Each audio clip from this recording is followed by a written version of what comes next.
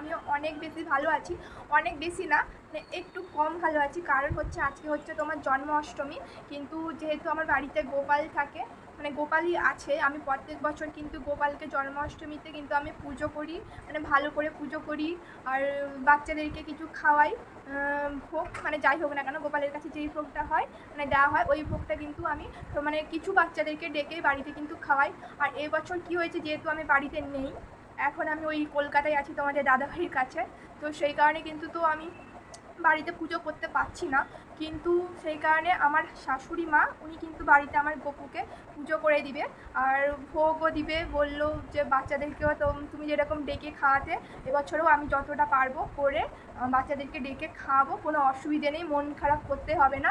আর তাছাড়া সত্যি কথা বলতে না, সকাল থেকে আমার ভীষণ মন খারাপ হচ্ছিলো, যেহেতু আমি মানে গোপালকে তো প্রত্যেক বছর মানে কি বলবো এইসব দিনগুলোতে আমি একটু স্পেশাল বানানোর জন্য কিছু না কিছু করেই থাকি, তো সেই কারণে আমার তো অনেক বেশি মন খারাপ হচ্ছে। আর মন খারাপের কোনো কারণ নেই, কারণ এইখানে যে আছি একজন ওই রুম মালিকের ঘরে, ওদের ঘরেও মানে পুজো হয়, মানে ঠাকুর মন্দির আছে যেটা বাড়ির যে পুজো হয়, তো ওইখানে কিন্তু আমি সকালবেলা কিন্তু আমি পুজো দিয়ে এসেছি।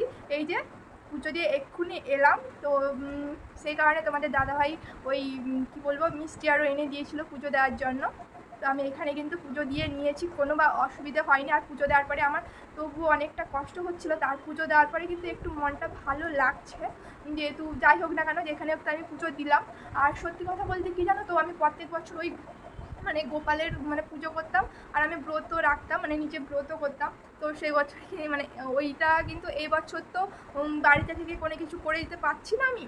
তো যাই হোক আমি এখানেও আমি ব্রত করছি আর ব্রত রেখেছি। তো সারাদিন কিন্তু আমি কিন্তু ওই কী বলে অন্নভোগ কিন্তু খাবো না।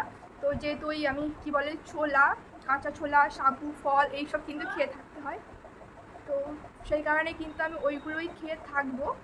আর কেমন কি পুজো করলাম, আর কী পুজো দিলাম, কেমন কি, তো চলো সবটাই শেয়ার করছি, তোমরা কিন্তু দেখতে থাকো এক এক করে, তো তবেই কিন্তু বুঝতে পারবে। আর তাছাড়া কিন্তু তোমরা ভিডিওটা কন্টিনিউ দেখতে থাকো, আশা করি আজকের ব্লগ ভিডিওটা তোমাদের সবারই ভালো লাগবে।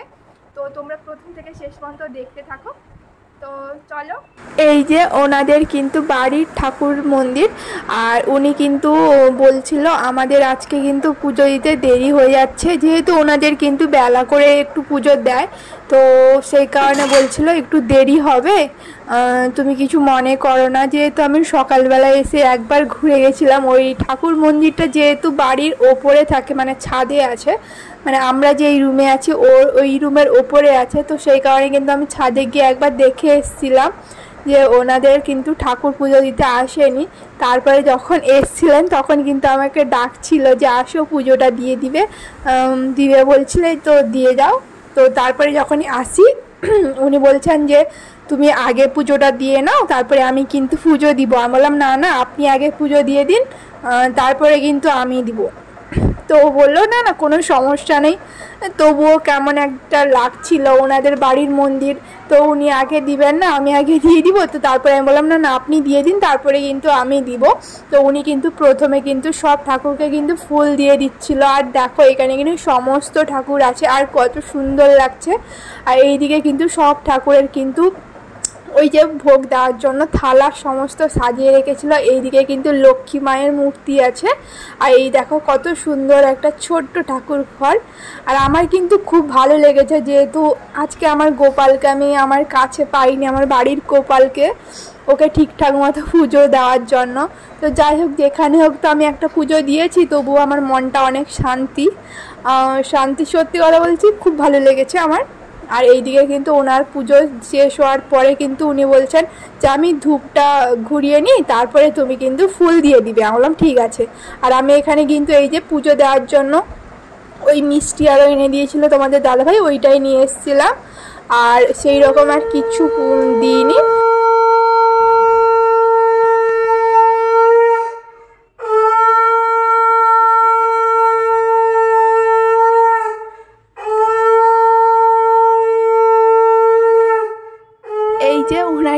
পুজো দেওয়ার পরে কিন্তু আমি কিন্তু পুজোতে বসছিলাম।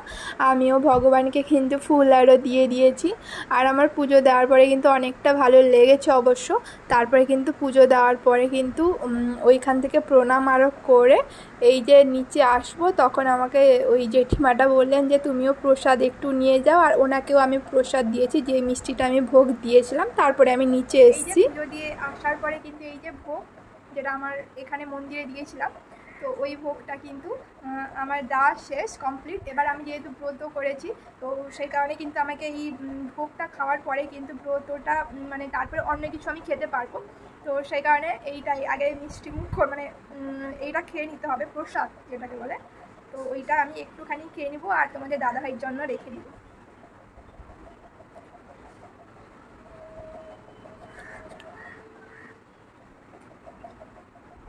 চলো আজকের ভিডিওটা আমি বেশি বড় করব না।